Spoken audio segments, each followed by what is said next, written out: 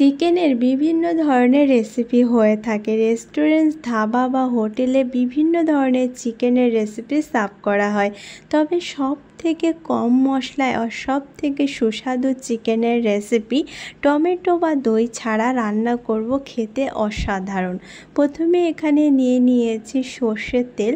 অবশ্যই চিকেনটা সর্ষের তেলে বানাতে হবে।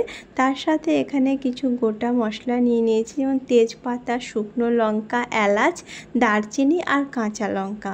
এখন খুব ভালো করে এটা ভেজে নিচ্ছি যতক্ষণ না এখান থেকে একটা ফ্লেভার বেরিয়ে আসছে। এটা ভাজা হয়ে গেলে এখানে অ্যাড করেছি 3টে মিডিয়াম সাইজের পেঁয়াজ। পেঁয়াজটাকে খুব ভালো মতো ভেজে গোল্ডেন করে নেব। এখানে আমি 1 কিলো চিকেনের রেসিপি বানিয়েছি, তো 1 কিলো চিকেন অনুযায়ী এখানে আমি মশলাগুলো ব্যবহার করেছি। চিকেনের পরিমাণ কম বা বেশি হলে সেক্ষেত্রে মশলা কমিয়ে বা বাড়িয়ে নিতে হবে। চিকেনগুলো খুব ভালো মতো ধুয়ে এখানে দিয়ে দিয়েছি। চিকেনটা দিয়ে এখানে 2 মিনিট ধরে কষাতে থাকবো, কোনো মশলা ছাড়াই। মশলা না দিয়ে প্রথমে চিকেনটাকে হালকা কষিয়ে নিতে হবে 2 মিনিট। দেখবে হালকা হালকা জল বেরিয়ে এসেছে চিকেন থেকে। এখন এখানে অ্যাড করছি 1 চামচ লবণ, আর তার সাথে সাথে এখানে দিয়ে দেব 1 চামচ হলুদ। এখানে আর কোনো রকম মশলা ব্যবহার করব না, আর এই চিকেনটাকে খুব ভালো মতো কষাতে থাকবো। চিকেনের টেস্টটা এখান থেকে আসবে, তো এখানে খুব ভালো মতো এটাকে কষাতে থাকতে হবে। কষাতে কষাতে দেখবে এখান থেকে হালকা হালকা জল বেরিয়ে আসবে, আর এইভাবে এটাকে ঢাকা দিয়ে রাখতে হবে, আর মাঝে মাঝে এটাকে নেড়ে দিতে হবে। এইভাবে চিকেনটাকে 30% মতো কুক হয়ে যাবে চিকেনটা কষাতে কষাতে। এখন এটার কভারটা বন্ধ করে দিচ্ছি। এখন ঢাকনাটা দিয়ে ঢেকে দিচ্ছি, আর ফ্লেমটাতে লোতে রেখে দিচ্ছি। লো ফ্লেমে 3 থেকে 4 মিনিট রেখে দেব। তারপরে ঢাকনাটা ওপেন করে দেখছি, এখানে দেখতে পাবে অনেকটা চিকেনের জুস বেরিয়ে এসেছে। আর এইভাবে চিকেনের জুসেই এই চিকেনটা পুরোপুরি হাফ সিদ্ধ হয়ে যাবে। তো এখানে খুব ভালো মতো একবার নেড়ে দিয়েছি। আবারও ঢাকনাটাকে বন্ধ করে এটাকে আবারও 5 মিনিটের জন্য লো ফ্লেমে রেখে দিচ্ছি।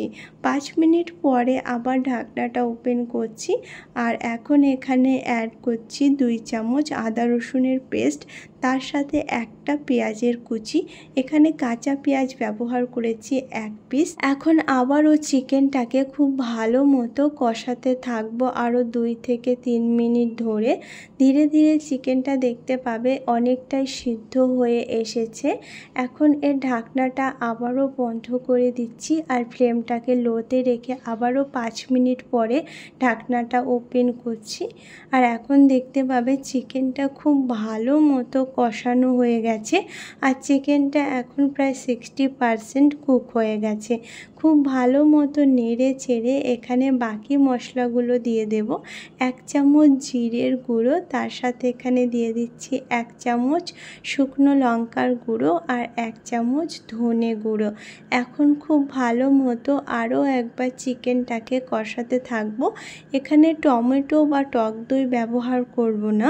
চিকেনের রেসিপিটা একবার এইভাবে বানিয়ে দেখবে, খেতে অসাধারণ লাগবে। এখন খুব ভালো মতো কষিয়ে নিয়েছি।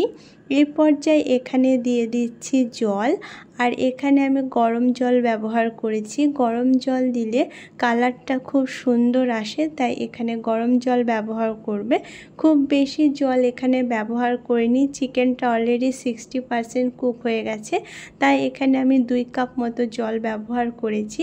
ফ্লেমটা লো রেখে এখন 10 মিনিট ধরে এটাকে কুক করে নিচ্ছি। 10 মিনিট পরে আবারও এটাকে চেক করছি, আর 10 মিনিট পরে এটা পুরোপুরি কুক হয়ে গেছে। এখন এখানে দিয়ে দিচ্ছি ধনে পাতা, আর এই চিকেনের রেসিপিটা এখন রেডি। খুব সহজেই আর খুব কম মশলায় তৈরি হয়ে যায় এই চিকেনের রেসিপি, কিন্তু একবার এইভাবে বানিয়ে দেখতে পারো, অসাধারণ লাগবে এই চিকেন খেতে। তো চিকেন এখন রেডি হয়ে গেছে, আর পুরোপুরি ঠান্ডা হওয়ার পরেই এটা সার্ভ করছি। এই চিকেনের রেসিপি ভাত, রুটি, পরোটা বা নান রুটির সাথে খেতে খেতে অসাধারণ লাগবে। যে কোনো রেসিপির সাথে এটাকে সার্ভ করা যাবে। আজকের এই চিকেনের রেসিপি ভালো লাগবে, অবশ্যই একবার ট্রাই করো।